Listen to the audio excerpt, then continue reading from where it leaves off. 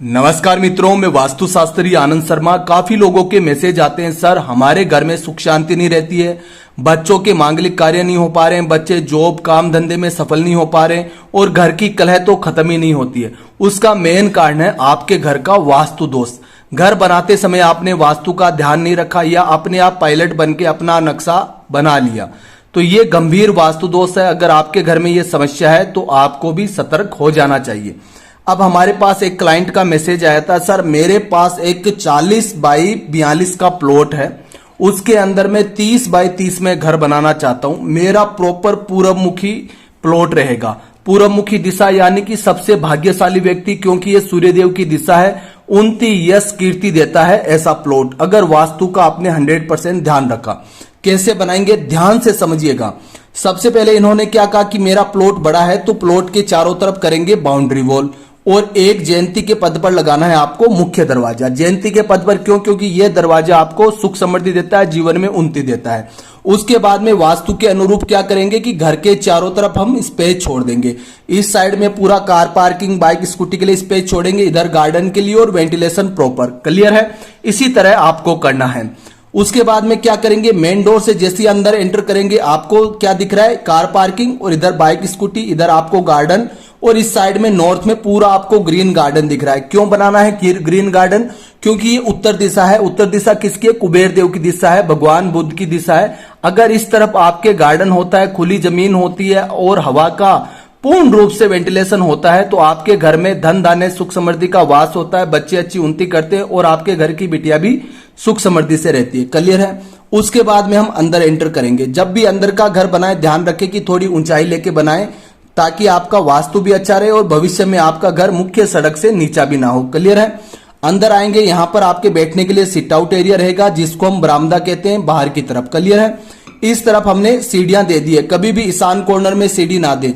पूरब दिशा उत्तर दिशा जहां मिलती है उसको ईशान कॉर्नर कहते हैं। क्लियर है? यहां पर इधर एंटर करेंगे तो गेस्ट के यानी कि गेस्ट रूम में जाने के लिए आपको एक दरवाजा मिलेगा कि कोई भी गेस्ट आपके आ रहा है तो अंदर के मेन डोर से ले जाना जरूरी नहीं है, बाहरी गेस्ट रूम में यहां पर गेस्ट रूम दिया गया है जिसके अंदर एल शेप से ऐसे सोफे लगाने, एक विंडो गार्डन की तरफ, एक विंडो आपको फ्रंट की तरफ रख देनी है। ठीक है? तो शानदार आपका वेंटिलेशन भी रहेगा और गेस्ट रूम सबसे उचित रहता है इस दिशा में। क्लियर है? फिर हम अंदर का जो मुख्य दरवाजा रहेगा, ध्यान रखें बाहर का जो आपने मेन डोर दिया है वो भी वास्तु के अनुरूप रखना है और अंदर का मुख्य दरवाजा है वो भी वास्तु के अनुरूप रखना है। यहां पर हमने महेंद्री के पद पर मेन डोर दे दिया है। अंदर आएंगे तो फिर आपको क्या चीज ध्यान रखनी है कि जो ये लिविंग हॉल है, क्या कहेंगे इसको?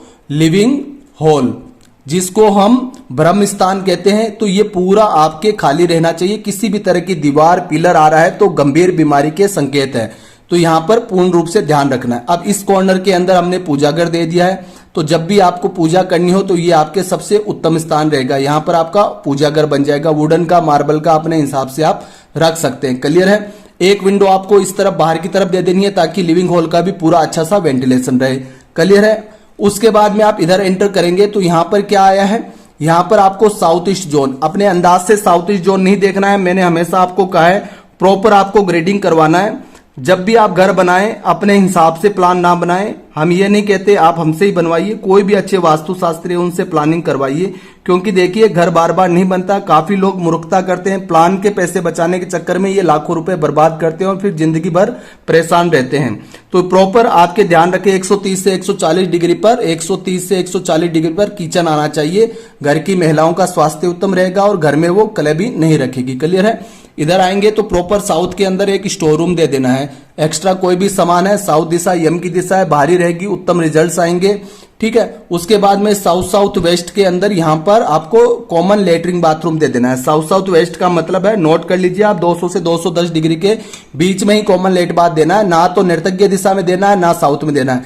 अब मान लीजिए ये लेट बाथ आपने यहां ना देके यहां दे दिया तो आपके गंभीर प्रॉब्लम हो जाएगी, और यहां ना देके अगर इस साइड में साउथ वेस्ट में आ गया तो भी आपकी दिक्कत। तो प्रॉपर आपको साउथ साउथ वेस्ट में देना है। क्लियर है? फिर आपको पता है कि मुखिया का कमरा जो आपके पितर का स्थान होता है वो मुखिया का कमरा होता है, तो यहां पर आपको एक बेडरूम दे देना है प्यारा सा, जो आपके घर के मुखिया का यानी कि आपके माता पिता का हो जाएगा। ठीक है?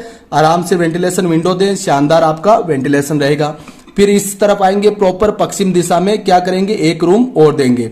ठीक है। पश्चिम दिशा का रूम घर का जो नया विवाहित जोड़ा है या घर की कोई बिटिया है वो भी इस रूम को ले सकती है। बहुत अच्छे रिजल्ट देता है। इस रूम में आप पढ़ाई भी कर सकते हैं, ठीक है ना, अच्छे रिजल्ट्स आएंगे।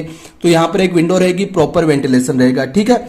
अब हम इधर आते हैं तो वायव्य दिशा की तरफ, NW की तरफ। NW का मतलब आप समझ लीजिए, अंदाज में मत बना लेना। NW का मतलब होगा 310 से 320 डिग्री में आपको वायव्य दिशा में ये अपना रूम देना है और अटैच लेट बाथ इस रूम से हो जाएगा। Attach lat bath west north west में प्रॉपर आना चाहिए, तभी वास्तु अनुरूप होगा। काफी लोग वायव्य में दे देते हैं, वो वास्तु अनुरूप नहीं होगा, ठीक है।